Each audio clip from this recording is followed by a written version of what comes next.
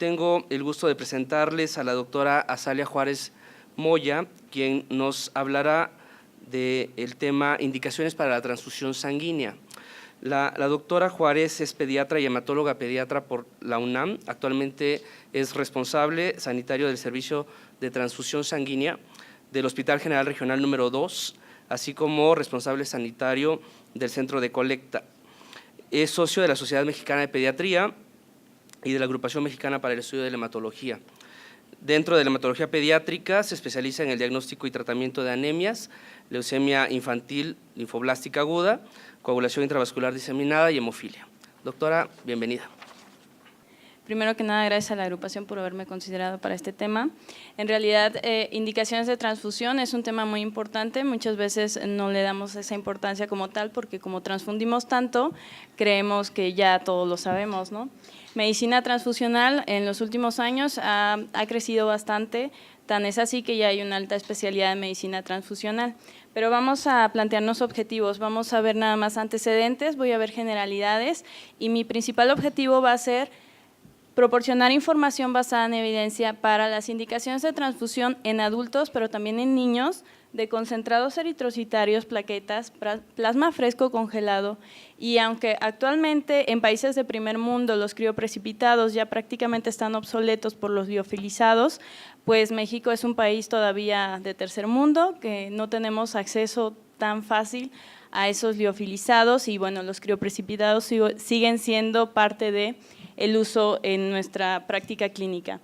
Y bueno, a través del tiempo, la sangre siempre ha tenido un contexto místico, religioso. Los aztecas, de hecho, la ingerían considerando que los hombres se volverían más fuertes, que las mujeres serían más fértiles. Y posteriormente el Papa Inocencio, quien cayó en coma, en algún momento contrataron a 3 niños más o menos de 10 años, los cuales en ese momento obviamente se desconocía completamente cuál era el volumen sanguíneo circulante en un pequeño, se les extrajo la sangre, obviamente fallecieron, también falleció él, y se le dio la sangre vía oral al Papa. Y la primera transfusión de la cual se tiene registro en la historia es del médico francés Jean-Baptiste. Este médico lo que hizo fue transfundir sangre de cordero a un paciente que estaba enfermo de sífilis y este paciente falleció porque tuvo eventos adversos a la transfusión. En la que sigue, por favor. A través de la historia, pues obviamente vinieron nuevos descubrimientos, en 1900 los grupos, y alguien que tenemos que mencionar es al doctor Louis Agot, quien descubrió que el citrato, si lo combinábamos con la sangre, evitaba que ésta se coagulara y de esta manera podíamos transportarla. Y como muchas cosas en la medicina que se han descubierto de manera fortuita o por grandes calamidades en la humanidad, pues la Primera Guerra Mundial fue la pauta para esto, porque obviamente tanto los europeos como en Estados Unidos se empezaron a interesar más en la medicina transfusional para evitar que sus soldados murieran. Empezaron a estudiar más los protocolos de medicina transfusional y de esta manera cuando llegó la Segunda Guerra Mundial pues ya teníamos establecidos bancos de sangre, ya se veía el proceso de la trazabilidad de la sangre y posterior a la Segunda Guerra Mundial se dieron cuenta que los pacientes que habían sido transfundidos pues se ponían ictéricos, ¿no? ¿Qué pasaba en México mientras tanto? Pues la primera transfusión que se realizó en México fue en el Hospital General y fue en 1925. Aunque fue la primera transfusión la que se realizó ahí, obviamente el tipo de pacientes era muy diferente al de la Primera y Segunda Guerra Mundial y nuestros protocolos todavía no estaban establecidos. Esto hago la comparación porque los países europeos y Estados Unidos nos llevan una gran ventaja en lo que respecta a hemovigilancia y a medicina transfusional. ¿Qué pasa? En 1900, 100 años después de la primera transfusión, el ginecólogo, el doctor James Blundell, hizo la primera transfusión en pacientes con hemorragias postparto, transfundió 10 pacientes, de las cuales 5 fallecieron y 5 quedaron vivas. Entonces pasamos de transfundir 10 pacientes a actualmente transfundir 14 millones. Aquí tenemos un problema. El problema es que todos creemos que sabemos transfundir porque transfundimos mucho. Y eso nos lleva a que nada más nuestra práctica clínica es indicar el concentrado en el papel y ponemos transfundir un PG. Estoy en un hospital de ortopedia y ponen transfundir un PGFG, o sea, ni siquiera las abreviaturas como deben de ser. Y no, nuestra práctica como médicos debe de ser desde antes, desde el consentimiento informado. Actualmente estamos viviendo una medicina defensiva. Si nosotros no nos protegemos de esa manera, pues legalmente toda la responsabilidad cae en nosotros, porque la norma oficial mexicana dice que la responsabilidad de la transfusión es del médico tratante o del médico que prescriba la transfusión. Y es por eso que el médico se debe de hacer la pregunta, ¿debo transfundir a mi paciente? ¿Es más el beneficio que le voy a dar si lo transfundo o voy a tener más riesgo? Porque la única sangre que es completamente segura es la que no se transfunde. Fuera de eso, toda la sangre lleva un riesgo. En el Reino Unido, por ejemplo, a lo que me refería cuando ellos nos llevan gran ventaja, es que ellos tienen un sistema de hemovigilancia impresionante. Entonces, aquí en México tenemos muchas desventajas porque detectamos la reacción transfusional, pero no la reportamos. O no sabemos ni siquiera que tenemos una reacción transfusional. ¿Qué pasa si no hacemos este tipo de estudios? ¿Qué pasa si ni siquiera sabemos cuál es el porcentaje de reacciones transfusionales que realmente tenemos? Pues no podemos hacer análisis de qué podemos prevenir, en qué podemos mejorar, y en cambio ellos hacen análisis de cuántos pacientes fallecen por reacciones transfusionales, cuántos tienen reacciones transfusionales, y llegan a la conclusión que el 85% es por error, ¿no? En México sí tenemos mucha deficiencia en esta parte, porque si nosotros no sabemos cuál es nuestra epidemiología en medicina transfusional, no podemos encontrar áreas de mejora para mejorar esta parte, ¿no? Y como les decía, el riesgo va desde un riesgo bajo hasta un riesgo alto de transfundir, pero finalmente siempre va a tener un riesgo la transfusión sanguínea. ¿Qué pasa? Bueno, la hemovigilancia nos ayuda a detectar errores, pero ¿cuál es nuestra función como médicos? Hacer un uso adecuado y racional de la sangre. Indicar transfusiones innecesarias, erróneas, inapropiadas o inseguras.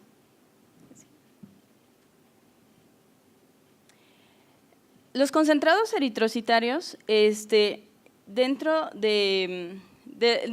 al transfundir concentrados eritrocitarios, incluso a un paciente nos va a generar algo que se llama inmunomodulación relacionada a transfusión. ¿Qué es la inmunomodulación relacionada a transfusión? Que va a haber una alteración o disfunción en las células proinflamatorias y en las células inflamatorias.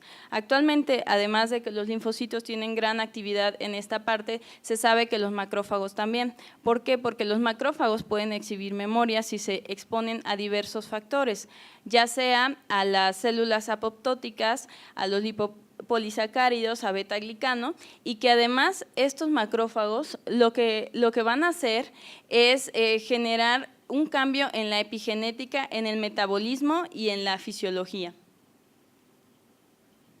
Y entonces tenemos que preguntarnos primero a quién vamos a transfundir. ¿Por qué? Porque no es lo mismo transfundir un paciente oncológico, es un paciente crítico, es un paciente quirúrgico, un adulto mayor, está hospitalizado pero está hemodinámicamente estable, o es un paciente pediátrico. Y para hacerlo más dinámico en pediatría tenemos que dividir las transfusiones en menos de 4 meses y más de 4 meses. Ahora, ¿qué pasa en las indicaciones de transfusión en cirugía? Este es, creo que, de los grandes problemas que tenemos, ¿no? Entonces, la Asociación Europea de Cirujanos Cardiotorácicos y la Asociación Europea de Anestesiólogos Cardiotorácicos tienen protocolos, y entonces ellos pueden manejar a un paciente antes de la cirugía con hierro, ya sea vía oral o intravenoso, pueden manejar eritropoyetina y suplementación de hierro si esta es una cirugía electiva, y siempre llegan al consenso de que no es necesario el uso rutinario de transfusiones previo a una cirugía. Todas las guías tienen algo en común, nos manejan umbrales, es decir, nos van a decir a qué gramos de hemoglobina podemos considerar una transfusión, pero todas las guías coinciden en algo, siempre tienen que individualizar al paciente. Y algo tan sencillo y menos costoso que una biometría hemática es ver la hoja de signos vitales de enfermería. Frecuencia cardíaca, frecuencia respiratoria, tensión arterial, eso nos puede dar la pauta para valorar si el paciente amerita o no amerita transfundirse. En el caso de cirugía, cuando tenemos una cirugía electiva, pero el paciente sí tiene antecedente de isquemia crítica de órgano terminal cardíaco o no cardíaco, es decir, sistema nervioso central, pues podemos considerar un umbral de 10 gramos de hemoglobina. Si tenemos un paciente que se va a exponer a una cirugía cardíaca, una cirugía mayor de ortopedia, que vienen siendo fracturas de cadera o de hombro o de columna, y una cirugía electiva sin antecedentes de isquemia, se puede utilizar un umbral de 8. Aquí voy a hacer énfasis en que tanto cirugía cardíaca tiene protocolos de que se puede preparar al paciente, como mencioné previamente, con hierro, ya sea vía oral, intravenoso y eritropoyetina. Y ortopedia también, pero ortopedia maneja profilaxis, por ejemplo, con el ácido tranexámico 1 hora antes de las cirugías. Y de esta manera disminuyen las transfusiones transoperatorias. ¿Qué pasa con el paciente postoperatorio? Igual, si el paciente tiene isquemia crítica de órgano terminal no cardíaco, pues sí se puede considerar una un umbral de hemoglobina de 10. Si el paciente está hospitalizado y se encuentra hemodinámicamente estable y sabemos que la hematopoiesis del paciente es normal, se puede manejar hasta un umbral de hemoglobina de 7. Ahora bien, se hizo un estudio en el cual se valoró ¿qué era mejor? ¿Transfundir de manera restrictiva? Y hablando de restrictiva, hablamos de hemoglobinas de 7 a 8 gramos, o liberal, de 9 a 10 gramos. Pues se llegó a la conclusión que si transfundimos a un paciente de manera restrictiva, no vamos a incrementar la mortalidad, pero vamos a disminuir los eventos adversos asociados a transfusión. Entonces, es igual que ustedes transfundan a un paciente, esperarse a 7, 8 gramos de hemoglobina, a que se transfunda cuando tenga 9 o 10, pero le van a incrementar más riesgo de tantas transfusiones. En el paciente oncólogo,